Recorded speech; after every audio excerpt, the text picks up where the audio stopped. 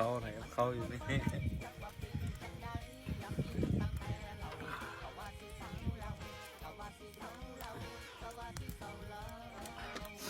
เขาแคมนองได้ปลาสันโอ้น้องไปเห็นมืดเลยปลาเห็นแบบก้อนชายต้นก้อนมาเอง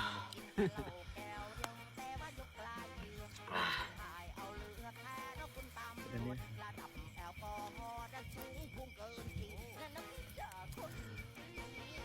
ผมเสด็จ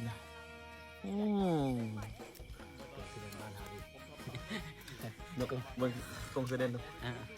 ปีนมาไหมกงเสด็จบ้านเฮาดิเสด็จเนี่ย